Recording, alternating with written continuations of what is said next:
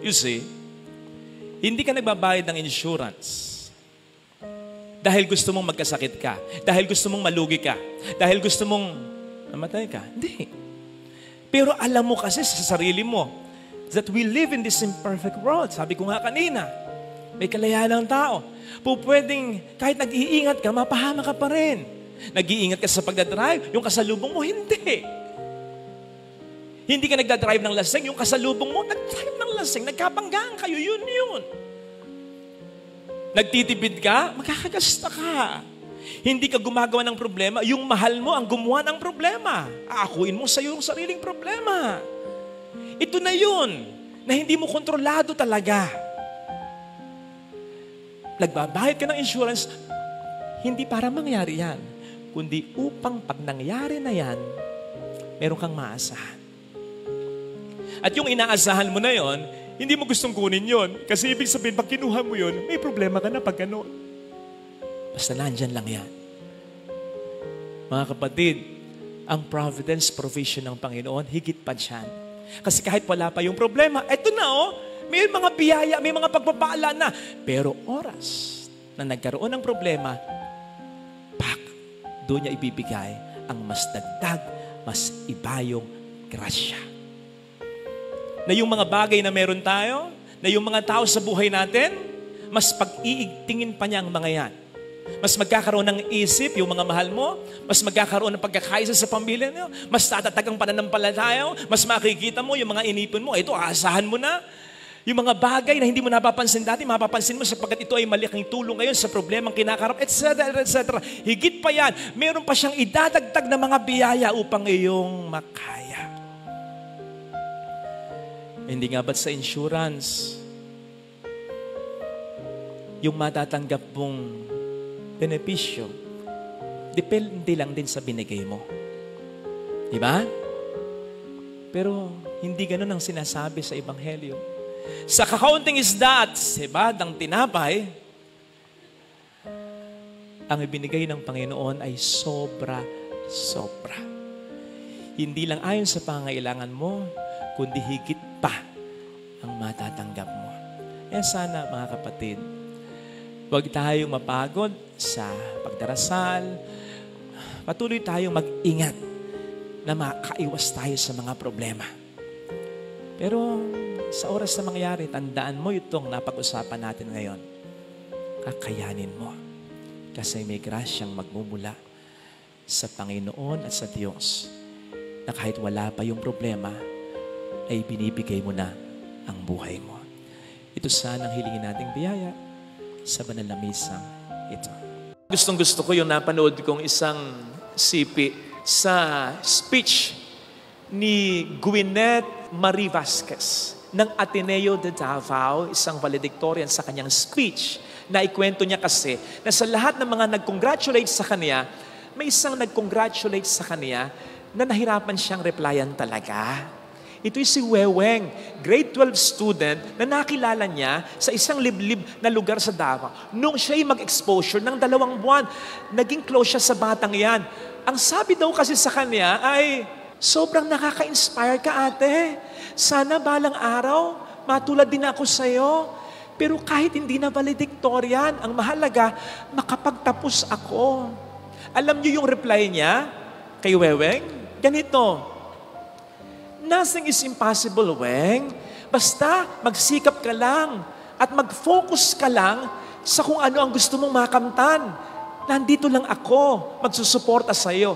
Kung bakit nahirapan siyang mag-reply ng una at kung bakit kahit nakapag-reply na siya ay nahihirapan pa rin siya sa mga salitang binitawan niya.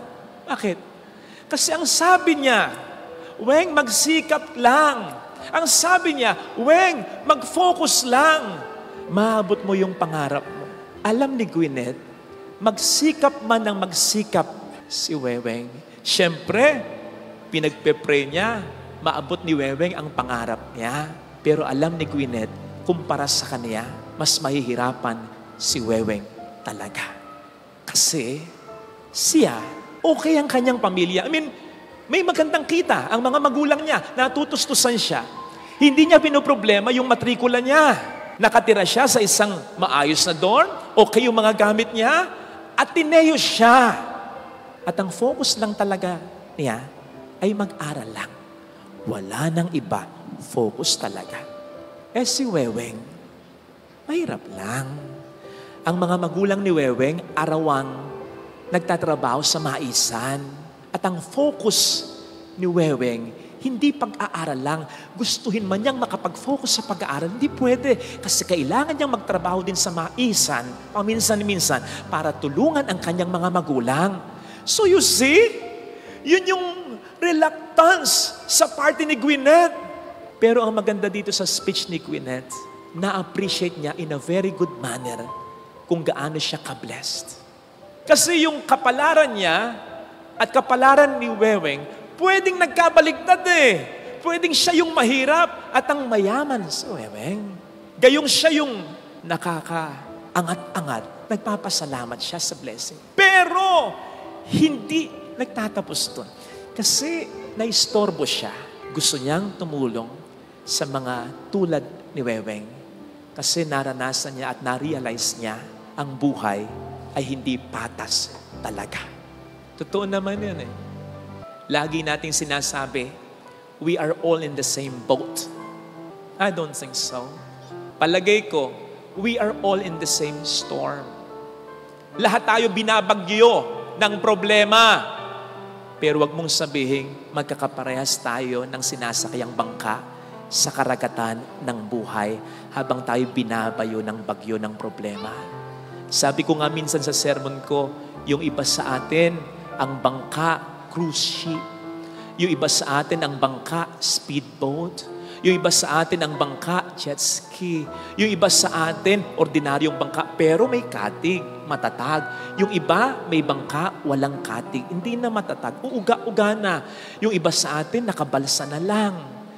Yung iba sa atin, naka-styrofoam na lang. Lulutang-lutang na lang. Konti na lang. Lulubog na. Kaya wag nating sabihin, we are all in the same boat. Sabi ko nga kahapon, umuulan.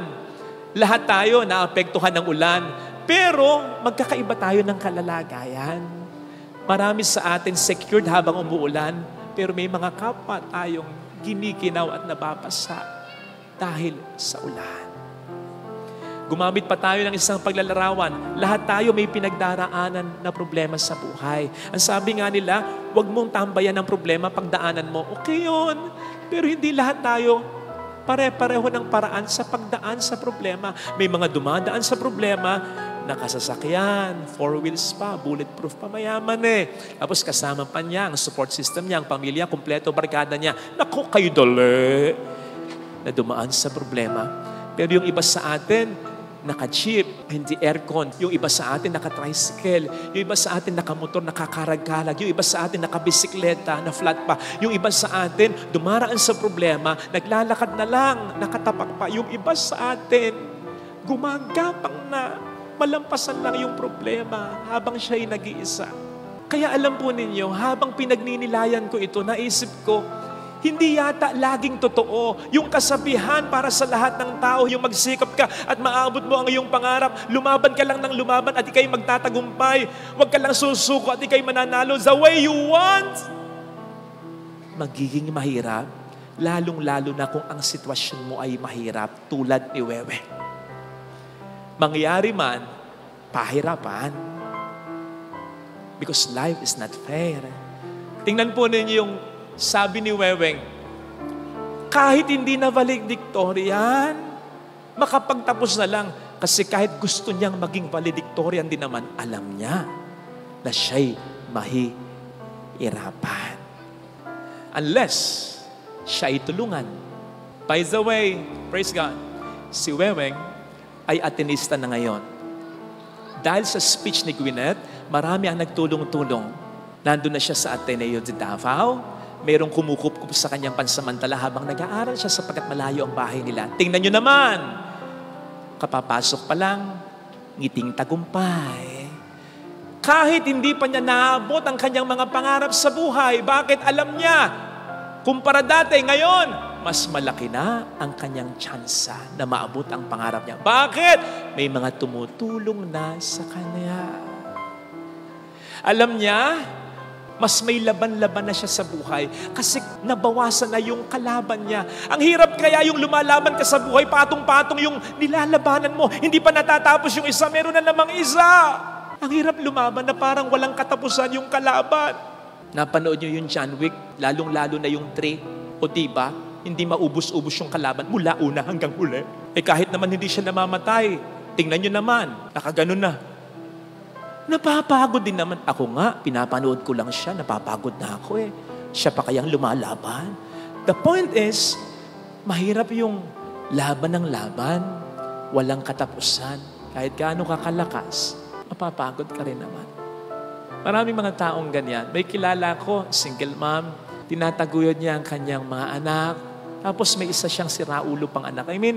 Pabigat sa kanya, nagdodroga, tapos malaon. Napansin ko, malungkot, yung pala may cancer siya. Isipin nyo nga yun. Life is not fair. Katulad yan ng mga magulang na matanda na nagtatrabaho pa kasi irresponsable yung kanyang mga anak, kaya yung mga apo niya, umaasa pa rin sa kanya. Matanda na siya. Life is not fair. Katulad yan ng kilala mo na nasa ibang bayan, tagal na sa ibang bansa, hindi pa makapag-ipon. Dahil daming sinusuportahan, mga kapatid niyang may pamilya niya, sa kanya pa rin nakaasa. Kung meron tayong kilalang mga taong ganito, maawa naman tayo. Una, pahalagahan natin sila. Kung ikukumpara sa mga kasabayan nila, yung mga kaklase nila, ay nako! Yung mga walang kapatid na umaasa, ay nako! Yung mga walang ibang sinusuportahan, ay ang dami ng narating na mga lugar. Dami ng mga alahas, ang dami ng mga pera, at kita mo, abay, fresh na fresh ang itsura. Pero yung kakilala mo, yung nasa pamilya niyong inaasahan mo, kita mo, napag-iwanan na. Yun ba'y kasalanan niya? Hindi. Dahil mahirap lang yung sitwasyon niya, at dahil talagang nagsasakripisyo siya para sa inyong pamilya, alagaan mo yung mga taong ito. In fact, umiikli pa nga yung buhay nila dahil sa kanilang sakripisyo. Sasakyan man pag laging ginagamit, nalalaspag, umiikli ang buhay. Tao pa kaya na laging nagsasakripisyo para sa buhay? Kapatid, ikarangal mo yung mga taong ganyan at alagaan.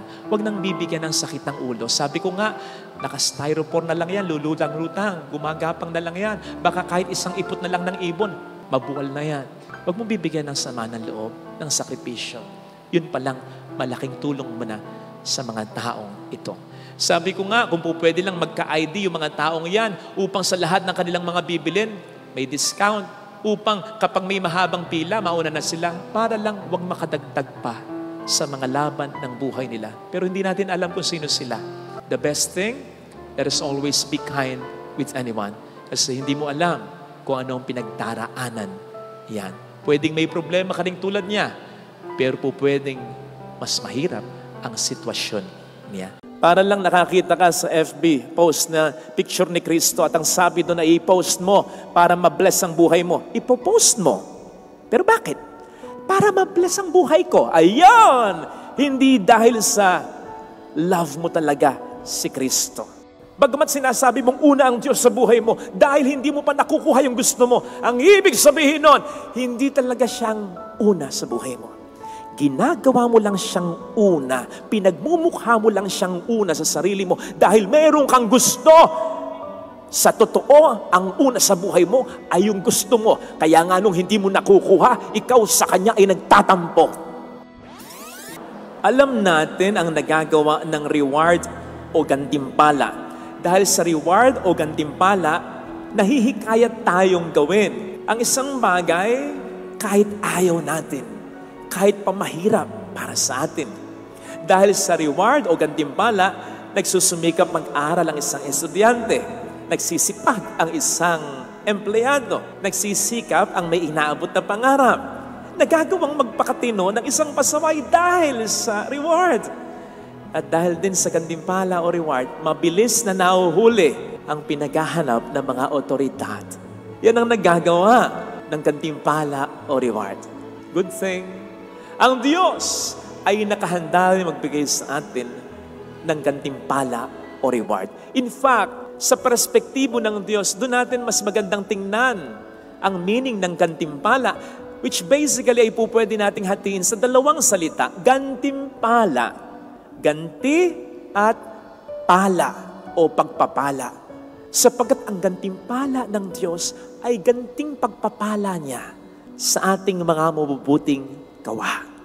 Ano ba ang ating mga mabubuting gawa na pinangakuan ng Diyos ng reward o gantimpala? Marami. Pero mag-focus lang tayo sa dalawa. Batay sa sinasabi ngayon ng ating mga pagbasa. Una, ang unang mabuting gawa ng promise ng Diyos ay magkakamit ng gantimpala ay kapag minahal natin ang Diyos ng buong buo, ng una sa lahat. Una sa negosyo mo, sa trabaho mo, sa ministeryo ko, una maging sa pamilya, maging sa sarili natin. Dapat una ang Diyos.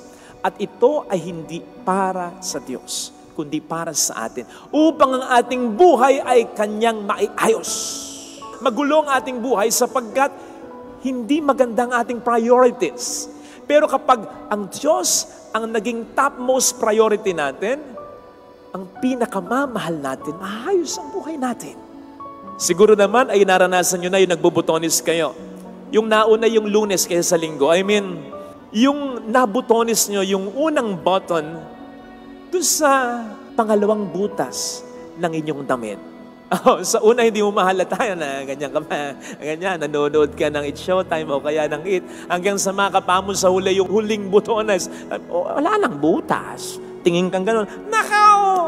Namali yung unang butones. Namali yung unang suksukaw. Kaya mali na lahat. Hindi na tama lahat. Pero kung nauna ay tama, tama na rin. Maayos ang lahat. Ganon ang mangyayari. Kapag inuna natin ang Diyos, ang buhay natin ay magiging maayos. Dagdag pa ng ating Panginoon sa Mateo 6:33, seek ye first the kingdom of God, and everything will be added on to you. Everything! Father, hindi totoo yan. Anong hindi totoo? Sinasabi sa Bible yan. Ay, hindi totoo yan.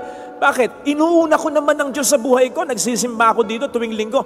Pinaprioritize ko. Kahit na inaaya ako ng mga kabarkada ko, magsisimba ako. Hindi ako dapat makaliban ng pagsisimba tuwing linggo. Una ang Diyos sa buhay ko. Nagdadasal ako araw-araw.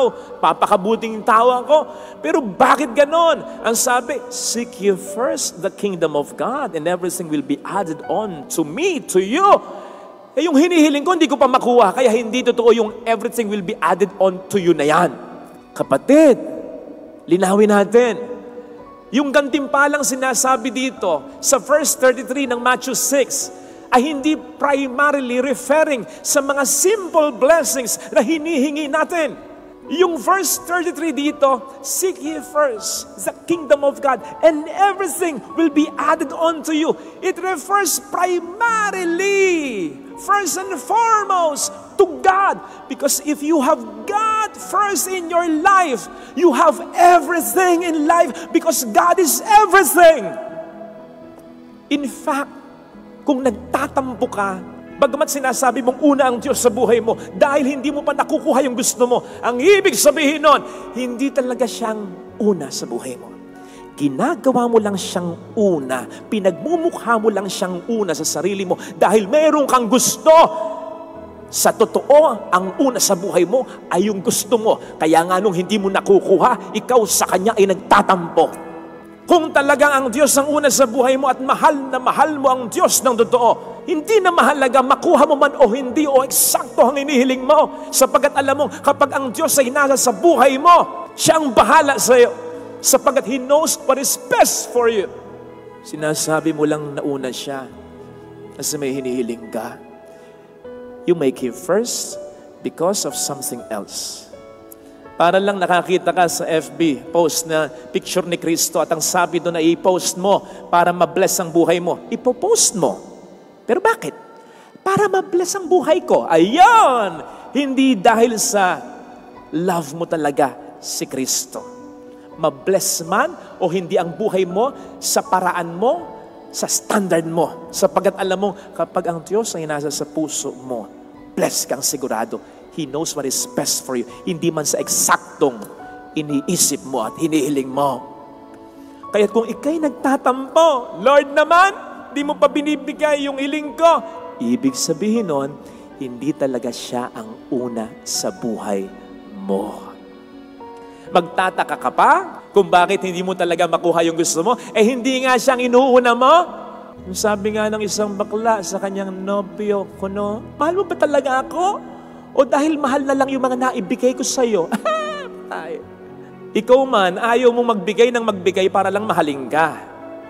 Ganon din ng Diyos. Hindi naman pwedeng magbigay siya na magbigay ng blessing para lang ating mahalin. Hindi naman ganon kababa ang Diyos. Seek ye first. Unahin mo talaga siya at makikita mo ang pagpapala na ibibigay niya. Yun yung una. Ang pangalawang mabuting gawa na pinangakuan ng Diyos ng gantimpala o reward ay ang pahalagahan natin ang mga lingkod niya. Sa ating unang pagbasa ay narinig natin kung paanong pinahalagahan ng mag-asawa ang dayuhang si Eliseo. Ang ginawa nila kay Eliseo, hindi lang pinakain, pinatuloy sa bahay, binigyan ng sariling kwarto, estima, entertain, to the max. At bakit? Sapagkat ayon sa mag-asawa, lingkod ng Diyos si Eliseo. Parang kayo. Kayo ba? Bibigyan nyo kami ng importansya, kaming mga pari ninyo, kung hindi kami lingkod ng Diyos? Kailan ba ako pumunta sa isang restaurant? Nakaw, halos lahat kakilala ko, pati sa crew. Mantakin po ninyo bago ako makakain. Lahat nagpa-picture. Sabi ko para hindi magulo, ako na lang. By table, pupunta ako.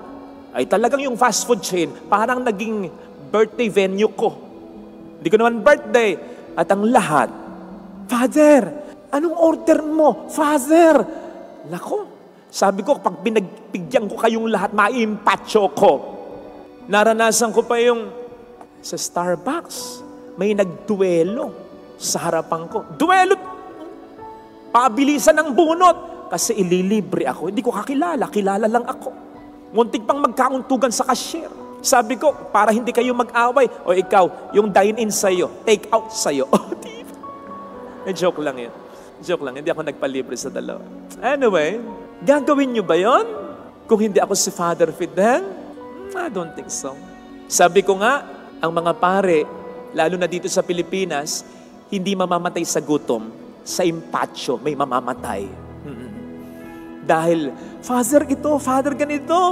Ay, nako. Bakit kayo ganito sa amin? Kasi naniniwala kayo na kapag mabait kayo sa pare, magiging mabait sa inyo ang Diyos. Pag pinaglingkuran nyo, ang isabihin, pinahalagahan yung pare, na lingkod ng Diyos, gagantihan din kayo ng Diyos. Yun ang makikita natin sa ating unang pagbasa. At sa ibang mga parts sa Bible, may mga example pa niyan. Hindi na lang natin sasabihin, hahaba lang. At naniniwala din naman kayo na kapag binigyan nyo kami ng pagpapahalaga, papahalagahan din naman din kayo namin at ipagdarasal din namin kayo. Katulad again ng ginawa ni Eliseo dun sa mag-asawa. Pinagdasal niya kaya nagkaanak yung mag-asawa. At ginagawa namin yun talaga. Salamat po sa inyo.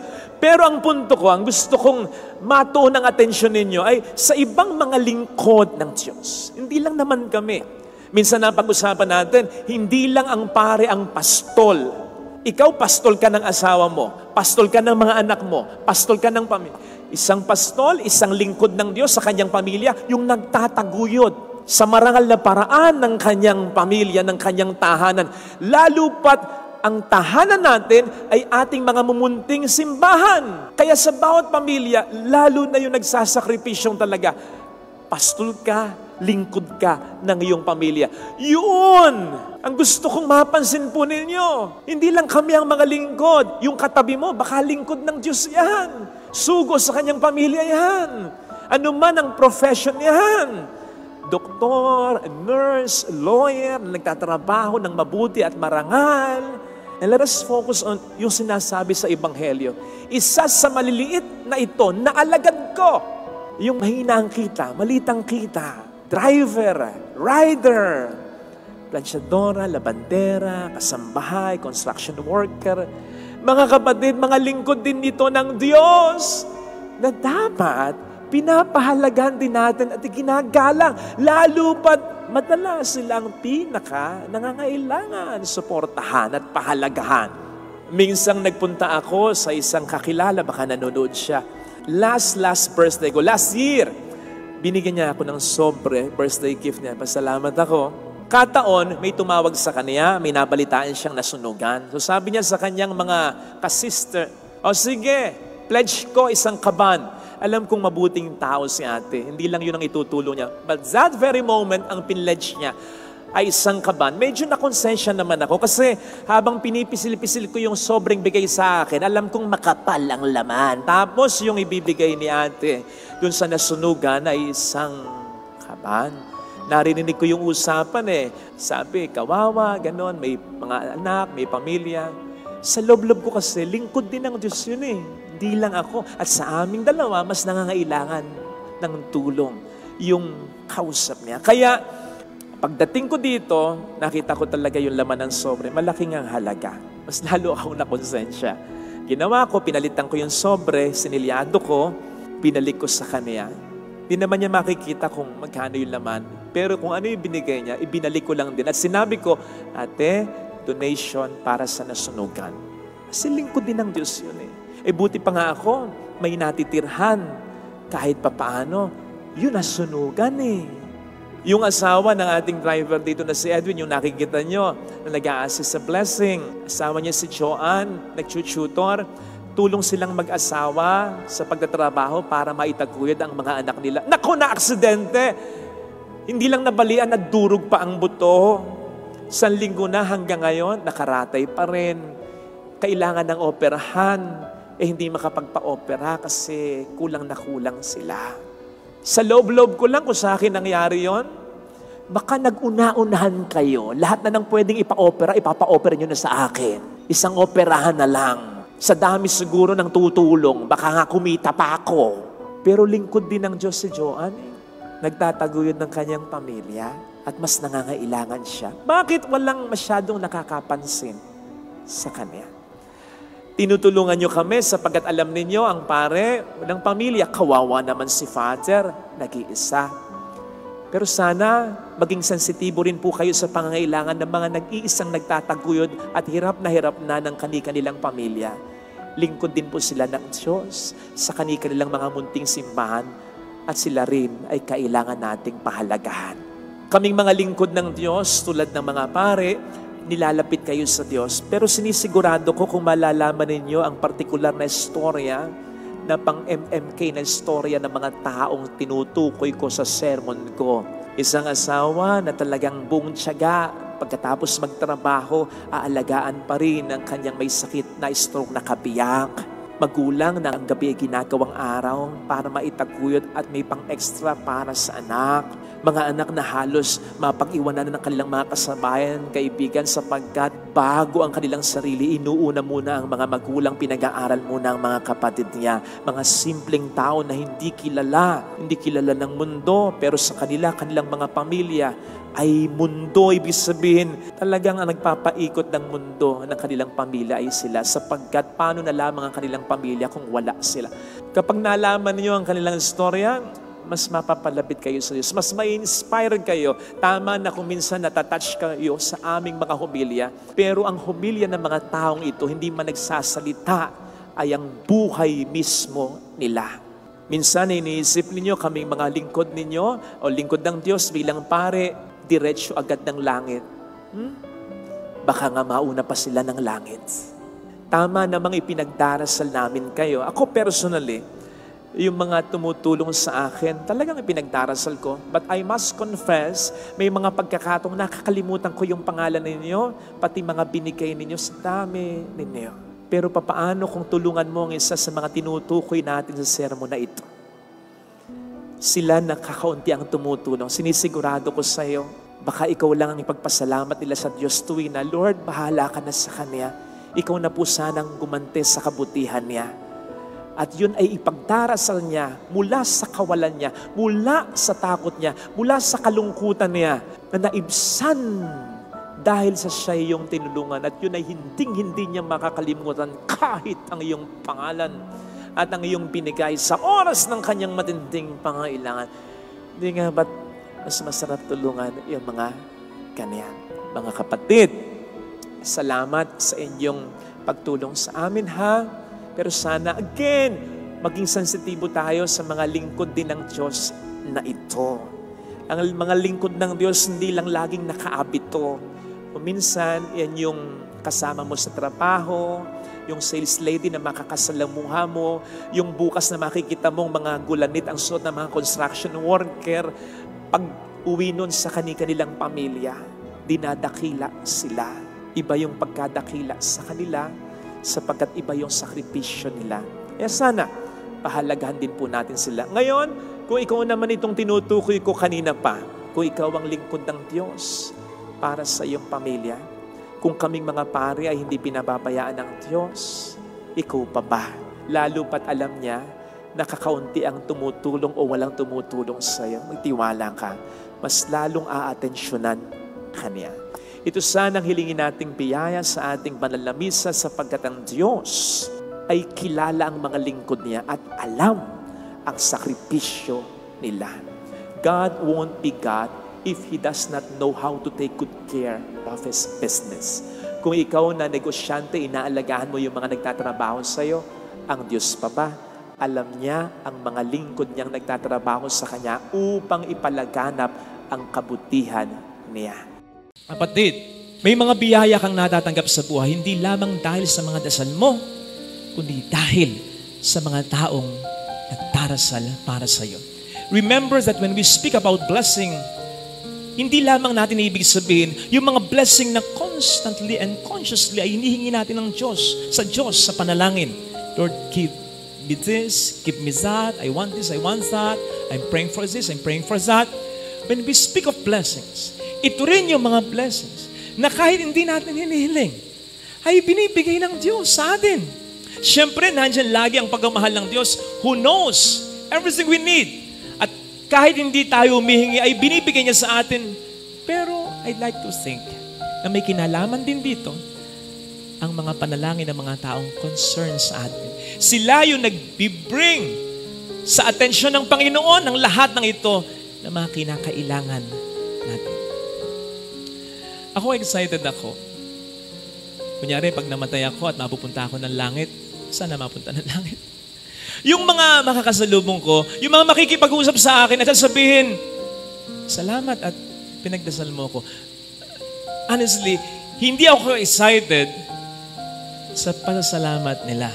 Excited ako na ma-recall, ma-recognize o makilala sila. Kasi, hindi lamang naman yung mga kakilala ko pinagdarasal ko eh. Halimbawa dito, may madaanan ako nagdarasal sa chapel. Immediately, I'm uttering blessing. Lord, please bless them. Ano man po ang problema ng taong yon. Kung minsan, kahit sa pagkain lang sa restaurant, may makita akong waiter, waitress, biglang may magpo-prompt sa akin, the Holy Spirit prompting me to pray for this person. Pinagdarasal ko. Habang nagdadrive, may makasalubong na funeral, na yung prosesyon ng patay, pinagdarasal ko yung kaluluwa ng namatay. Ang dami nito. I see to it na ginagawa ko yun. Kaya medyo excited ako. Para makilala ko ang mga to. Sapagkat sigurado ako, may naging epekto ang dasal ko para sa mga taong ito. Hindi nga ba't ang sabi ng ating Panginoon? Sasabihin ng mga tinawag niya, ng mga mapupunta sa langit kasama niya, Panginoon, kailan po namin kayo nakitang nagutom at pinakain namin kayo?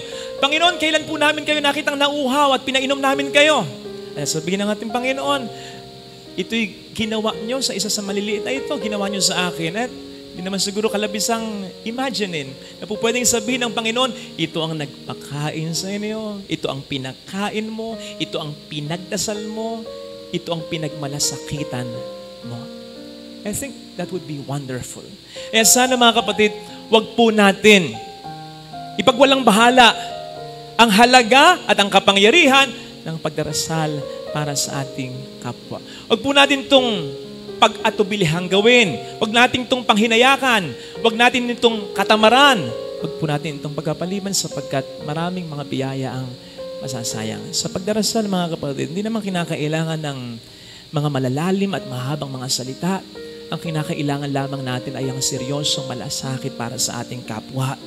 At tulad nung mga salita ni San Pablo sa ating unang pagbasa, kung babasahin po ninyo, kaalinsabay ng ibang mga sulat niya sa mga komunidad na ginagabayan niya, mapapansin po ninyo yung malasakit niya. Yung kagalakan nila ay kagalakan niya.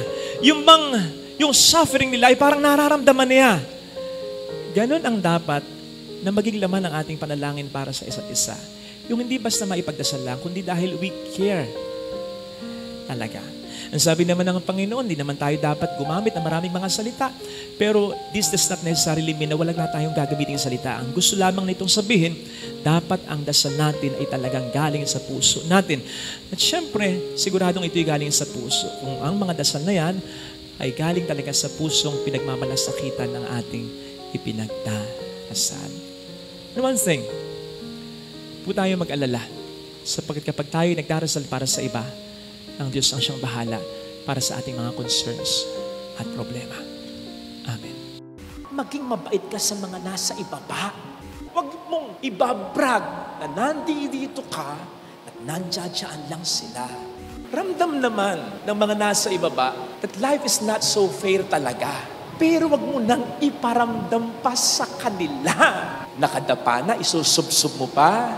Yung ini-scam ng mga mahirap lang, yung mga pinauutang, tapos ang laki ng katubo. Siyang nagsabi, ano man ang gawin mo sa isa sa maliliit na ito, sa akin mo ginawa.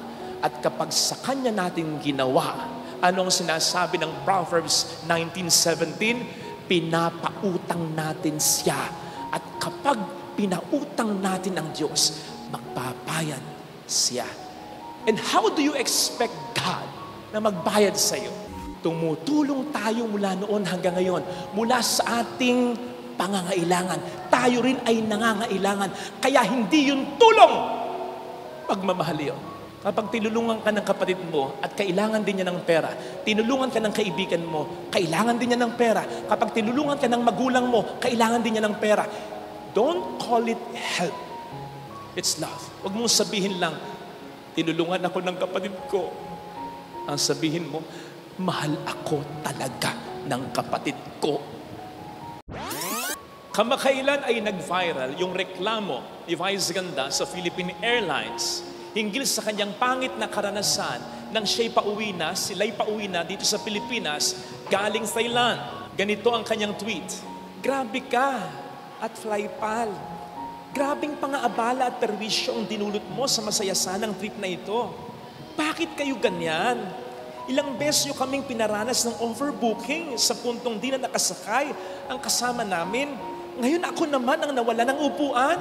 At mabilis namang nag-reply ang pal. Ganyan ang sulat. Napuna tuloy ng ibang mga netizen ang sabi ng isa, basta celebrity ang nagre-reklamo, mala-essay ang explanation. Pag ordinaryong tao, one sentence lang. Banat naman ng isa.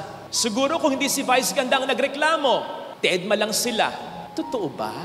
Sa bagay, minsan, kapag may nalaman tayong namatay, nagwapo at maganda, nangihinayang tayo.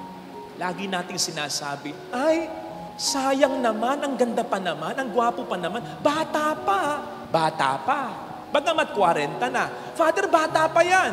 Oo nga. Bakit ganon? Minsan, kapag 20 anyos lang yung namatay, di gwapo, hindi maganda. Ano sinasabi mo? Ay, oras na niya. Grabe siya. Kaya nangyayaring talaga yung hindi patas na pagtingin sa kapwa-tao in many different forms. Ibang pagtingin natin sa may itsura, sa matalino, sa mayaman, sa may impluwensya. Nag-uuna-unahan tayo sa pag-entertain sa kanila. Parang hindi tayo nabupor, napapagod sa pag-estima sa kanila. Pinakikitunguhan natin sila lagi ng maganda. Pero kapag hindi kagandahan, hindi kagwapuhan, laging pinagtatawanan, tampulan ng tuksuhan ng tawanan.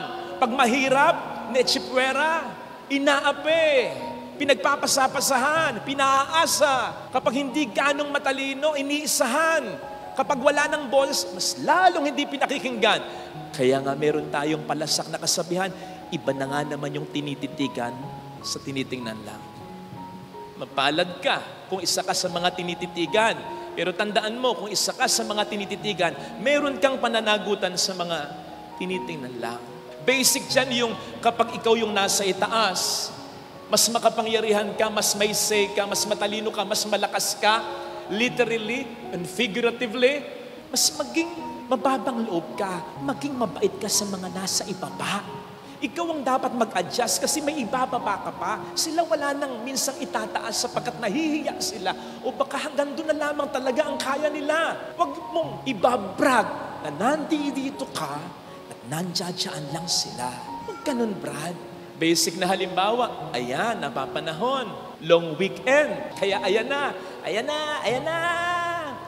Umuwi na galing Maynila yung mga feeling main characters ng pamilya.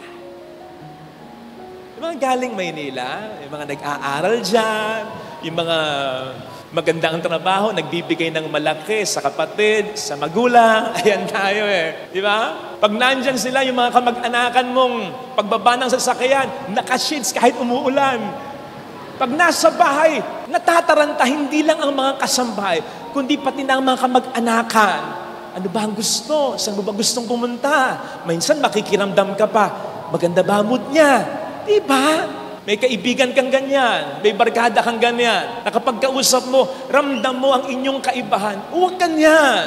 Ang sabi sa Kawikaan o Proverbs 22 verse 2, lahat tayo ilikha ng Diyos, mahirap mayaman. And the rich, the famous, the good-looking, the strong, we're not created by God with some form of special ingredient. No.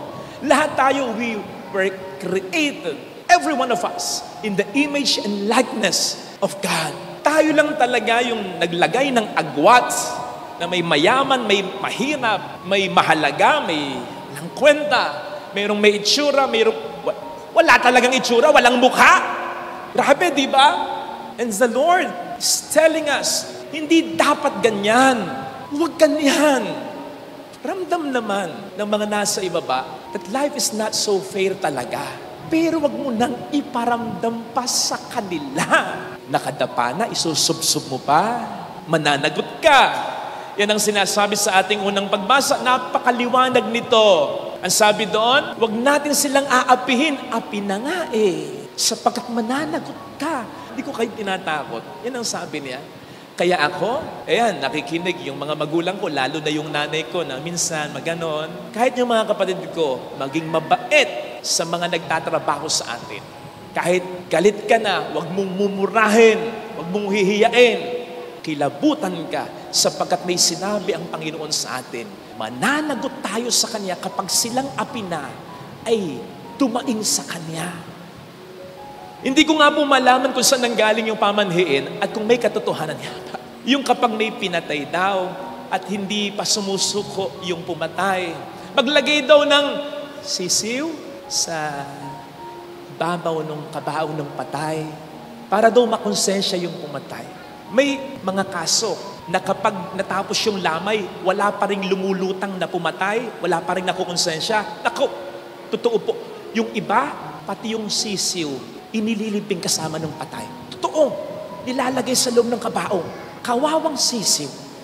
Walang kinalaman na damay. At kawawa rin yung patay. Gusto mong mamahinga. Paano ka mamamahinga? Sinamahan ka ng sisiw na maingay. And I don't know with you kung yan ay totoo. O sige, granted for the sake of argument. Kasi may nagko-comment din dyan. Totoo yan.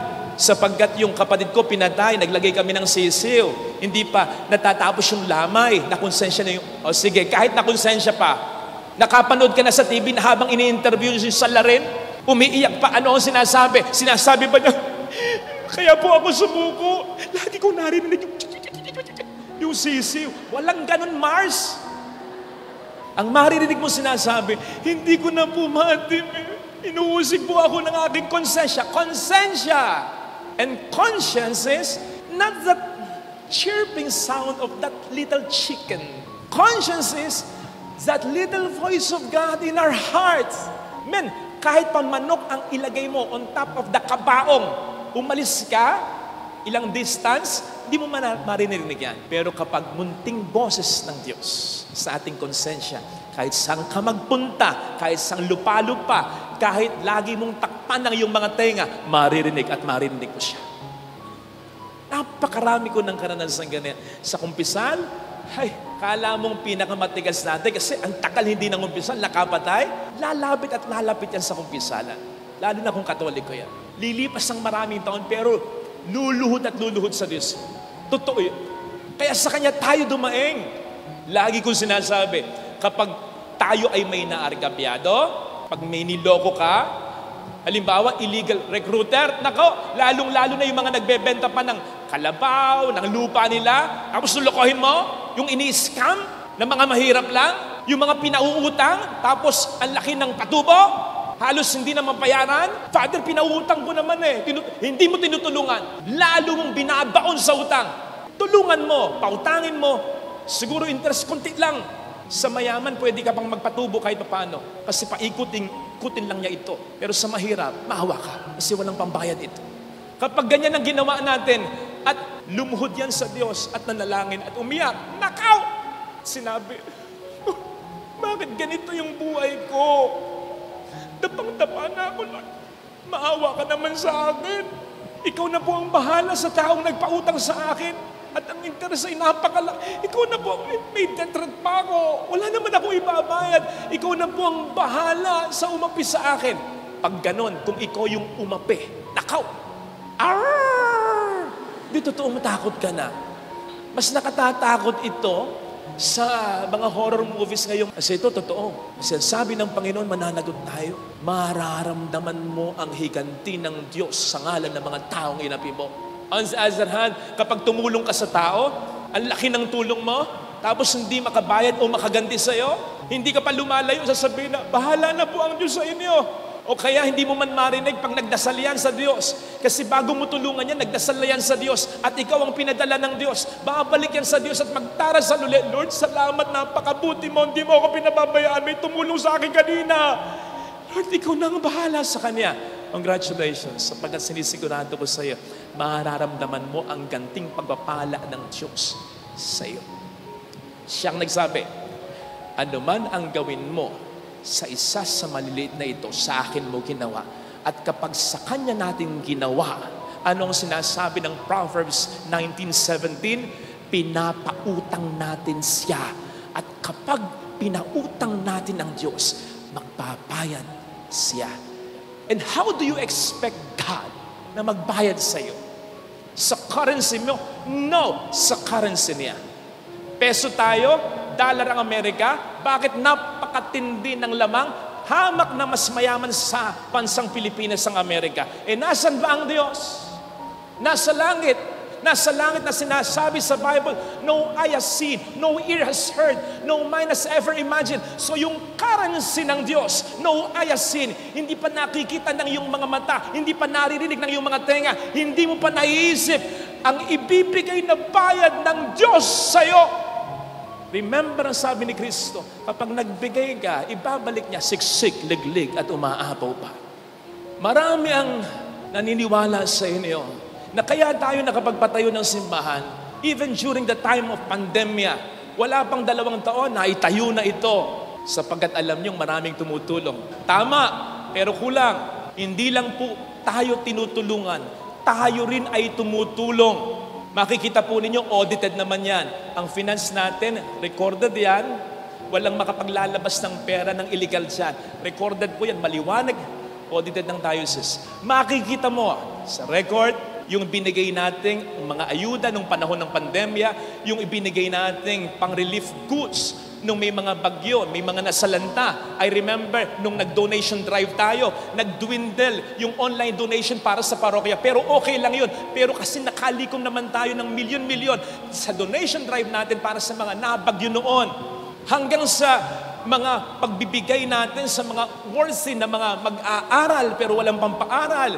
Yung mga dapat na ipa-ospital, abuloy sa mga namatayan. Hanggang sa makapagpatayo rin po tayo ng isang kapilya na nasisira na dahil nakatenga, etc. Hindi ko lang sinasabi sa inyo sapagkat baka sabihin ng iba sa inyo, Father, para sa simbahan yung binigay namin, opo. Pero pag sinabing simbahan, tandaan po natin, first and foremost, hindi gusali kundi tao. Walang silbi ang gusaling simbahan kung walang taong pamayanan. At ang sabi ng Panginoon sa ating ebanghelyo ngayon, walang saysay ang pagsisimba, pagdarasal natin kung hindi natin ito papakita sa pagmamahal natin sa kapwa natin. At kasi po pwede nyo rin sabihin, Father, I get that, pero tayo ang nangangailangan din naman ng tulong. Precisely, that's my point. Sige nga, lalong-lalo na sa mga laging nagsisimba dito, yung kasama namin mula una hanggang ngayon. Ang question ay, naramdaman mo ba na kinailangan talaga natin ng tulong? Naramdaman mo ba na gipit tayo sa pera? Naramdaman mo ba na minsan ay pwedeng matigil yung pagpapagawa kahit ilang araw lang? Narindi ka ba sa akin sa mga announcement? Kailangan po natin ng ganito, kailangan natin ng ganon. Hindi ako nag-a-announce ng ganon. Makikita mo, may cross na. Makikita mo, may Station of the Cross na. Makikita mo, maganda na yung pinto. Makikita mo, maganda na yung ilaw. Later on, makikita mo, may chandelier pa dyan. Nagugulat ka na lang, pero hindi natin na pinag-uusapan. Ang lagi mong naririnig sa akin, salamat. Salamat at nagpunta kayo dito. Salamat po sa suporta ninyo. Salamat sa pagtangkilik sa alkansya. Salamat sa pagtangkilik sa souvenir shop. Yun lang. Kaya hindi mo naramdaman na tayo'y nangailangan. At bakit? Kasi tayo'y nagpautang ng 5-6. Hindi lang 5-6, 5-7 pa. Hindi lang 5-7, 5-9 pa. Multiply to the highest level. Kasi nagpautang tayo sa Diyos. At gumaganti ang Diyos ng biyayang hindi nauubos. Promise. Sapagkat obviously, sumusunod tayo sa utos ng Diyos. Napakahalaga ng utos. Anong sabi niya? Magmahal kayo ng kapwa niyo. Tandaan po natin, ha? Tumulong tayo at tumutulong tayo, hindi mula sa ating kasobrahan. Wala tayong sobrang pera. Nakita niyo may mga pagawain pa. Tumutulong tayo mula noon hanggang ngayon. Mula sa ating pangangailangan. Tayo rin ay nangangailangan. Kaya hindi yun tulong. Pagmamahal yun. Kapag tinulungan ka ng kapatid mo at kailangan din niya ng pera, tinulungan ka ng kaibigan mo, kailangan din niya ng pera. Kapag tinulungan ka ng magulang mo, kailangan din niya ng pera. Don't call it help. It's love. Huwag mong sabihin lang, tinulungan ako ng kapatid ko. Ang sabihin mo, mahal ako talaga ng kapatid ko. So, yun ang ginagawa ng simbahang ito. So, hindi nakapagtataka na hindi nagkukulang talaga ang Diyos sa simbahang ito. Akala ko nga po nung una, pag natapos na yung simbahang ito, kahit tayo may mga pagawain pa, yung iba sa inyo dito hindi na magsisimba. Kasi, quite understandably, di naman kayo taga dito eh. Almost 95% ng mga nagsisimba dito, di naman taga dito, taga ibang lugar kayo, taga ibang parokya kayo, at maraming salamat po. Tinulungan nyo kami makapagpatayo na. Kung wala kayo, hindi maitatayo ito. So isinisip namin, pag natapos na, kahit may ibang pagawain pa, na konti na lang talaga, konti na lang ang magsisimba, kasi natulungan nyo na kami at nagpapasalamat na kami talaga. Pero hindi eh. Ilang beses na ako nakapagpabili ng dagdag na monoblock chairs. Kanina lang sabi ng sekretary ko, Father, kailangan pa natin ng monoblock. Ang dami nagsisimba sa labas. Hindi kayo kumukonde. Dumadami kayo. At salamat po sa inyo. At lalo tigit salamat sa Diyos. Kasi darating ang pagkakataon, wala nang pagawain, pero nandyan pa rin kayo. Ang promise ko, Lord, kung nandyan pa rin sila, nandyan pa rin ang mga blessings mo, audited, reported, tutulong na po tayo sa ibang mga parokya, lalong-lalo na yung mga mahirap talaga. Gusto nating maramdaman nila yung pagmamahal na naramdaman natin dito sa ating parokya. Sapagkat ganon ang pagmamahal. Sabi nga sa 1 John 4:10, it's not that we love God, it's that He loved us. Hindi tayo ang nagmahal sa Diyos, siya ang nagmahal sa atin. Kaya tayo nakapagmamahal ng lubos sapagkat minamahal tayo ng Diyos. And that is a big reminder for us, for each and every one of us, lalong-lalo na sa inyo na mga napapagod ng magmahal, nahihirapan ng magmahal, natatakot ng magmahal. Hindi kahihilingan ng Diyos na magmahal kung wala siya sa iyong ipaparamdam na pagmamahal. Kaya hindi ikaw ang pinanggagalingan ng pagmamahal. Dinadaluyan ka lang. So feeling mo lang, nawawala na yung pagmamahal, parang hindi mo na kayang magpatawad, parang hindi mo na kayang magbigay, parang hindi mo na kayang magsakripisyo. Kala mo lang yun. Bakit? Kasi napapagod ka ng maging daluyan. Walang ibang daluyan eh. Ayaw maging daluyan ng asawa mo, ayaw maging daluyan ng ibang mga kapatid mo. Sadyang ikaw lang, lagi na lang ikaw. So ang feeling mo, nalalaspag ka na bilang daluyan. Pero the good news is this, kahit parang laspag na bilang daluyan, hindi ka mamawalan. Kasi daluyan ka lang. Ang Diyos ang siyang pinagmumulan. You are not the source. God is the source. So wag mong isiping wala na, meron pa. Nagkaklag lang kasi napapagod ka na. Pero bakit ka mapapagod kung wala nang ibang magiging daluyan pa ng biyaya sa iba, lalo na sa iyong pamilya, kundi ikaw na lang talaga. Basta ang isipin mo, hindi ka mawawalan. Kasi bago sila mapuntahan ng grasyang manggagaling sa Diyos, ikaw muna, hindi ka hihilingan ng Diyos ng bagay na hindi na muna niya sa iyo ibibigay. Ito sana mga kapatid ang ating ipagdasal sa ating banal na pagdiriwang. Sigurado ko, napakarami ng relasyon ang nasira, napakarami ng problema ang mas lumala dahil hindi in-explore yung baka sa expression na yan. Baka pwedeng pag-usapan muna. Gawin mo lahat. Lahat ng angulo, tingnan mo. Lahat ng paraan gawin mo para ma-restore yung relation mo sa tao or mag-end na, mapahupa yung gulo. Meron tayong kasabihan, di ba? Time heals wounds. Time heals wounds. Parang hindi lahat. Kung may alitan kayo ng isang tao, huwag nang magpa-delay pa habang may panahon. Sapagkat napakaraming alitan ng lumala. Dahil dinelay yung pagsusorry, pagtanggap ng sorry, yung pag-a-adjust, yung pagtawag, yung pag-text, yung pagpaparamdam. Time certainly does not heal wounds. Time will not be your friend. It will be your enemy. Ito ay magpapalala pa ng alitan ninyo. Kasi habang hindi kayo nag-uusap ng maayos, lagi kayong mag-uusap ng hindi ayos. As time passes by, yung mga good memories ninyo, napapalitan ng inis mo, napapalitan ng galit mo, napapalitan ng gigil mo, hanggang sa ma-motivate ka na to move on in your life without that person. Kamakailan ay nagimbal na gulat ang marami sa atin sa biglaang pagpanaw ni Bishop Macaraig ng Tarlac. Sigurado kong mas nagulat yung mga kasakasama niya, few moments bago siya bawian ng buhay. Mayroon akong isang kakilala. Sabi niya, Father, kasakasama ko pa. Masiglang masigla. Nagmisa siya, nandun ako, kumain kami pagkatapos ang lakas niyang kumain, dami niyang nakain. Tapos ngayon, wala na. Medyo emosyonal yung nagkukwento, pero sasabihin ko sana, ba't po kayo nagtataka? Magtaka po kayo kung ngayong patay na, mamaya makasama mo pa. Pero ang gusto kong ipunto, gano'n naman talaga ang buhay. Tayong nabubuhay ay mamamatay at mamamatay. Sinabi ko po ito as by way of intro sapagkat sa ating Ebanghelyo ay sa palagay ko'y pinaghahanda tayo ng ating Panginoong Jesucristo. Lalo pat ang mga pagbasa sa mga araw o sa mga linggong ito tungkol na sa paghahanda sa pagharap natin sa Panginoon. In as much as hindi tayo ang magtatakda, kundi siya. Anytime of our life. Kaya dapat we should be prepared anytime of our life.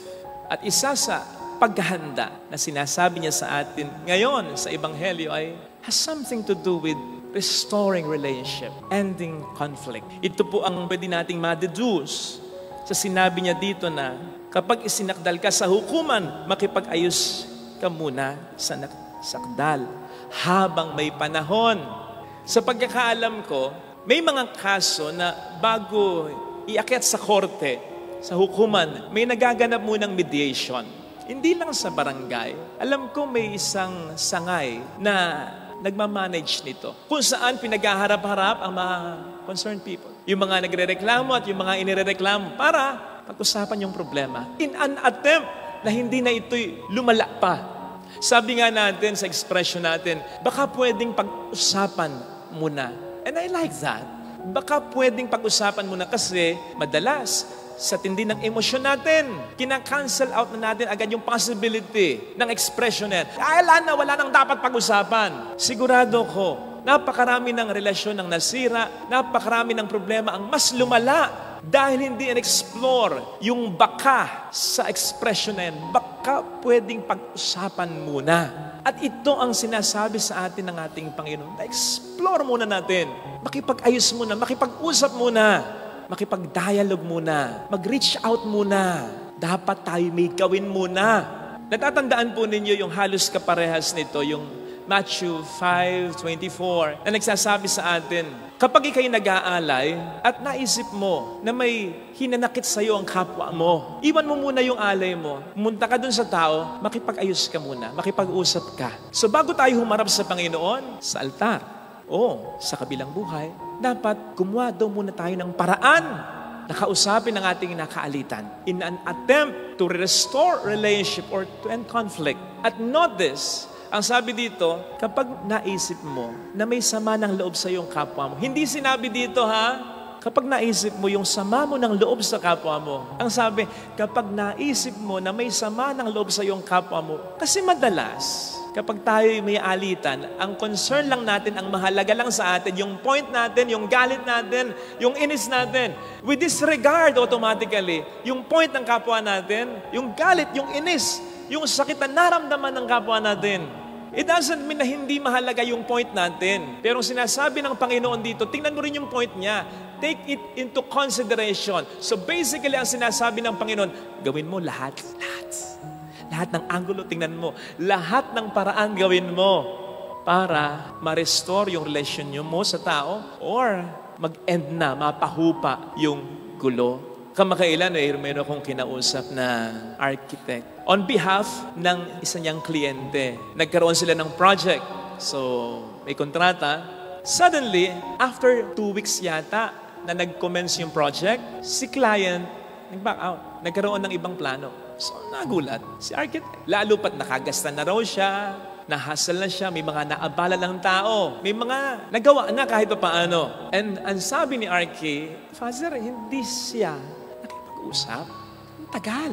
Kung hindi ko pa sinulatan, hindi makikipag-usap. Ang sabi naman ni kliyente, Father, hindi. Naghihintay ako na mag-usap kaming dalawa. Nagparating ako, nagpasabi ako, naggusto ko ng meeting. Hindi ko na alam kung sino nagsasabi sa kanila lang. Pero isang bagay ang sigurado. Kung hindi umabot ang buwan, naging taon na yata hindi lalala yung problema. Kung sa early days, nag-usap na sila. Meron tayong kasabihan, di ba? Time heals wounds. Hindi ko alam kung ano batayan yan. Meron po ba kayong konkretong batayan? Time heals wounds? Parang hindi lahat. So hindi garantisado yung saying na yan. Ang garantisadong saying, God heals. Jesus heals wounds. Because Jesus is our greatest healer and physician. May magagawa ang Diyos. Mapapagaling ka ng Diyos. Garantisado, lubos.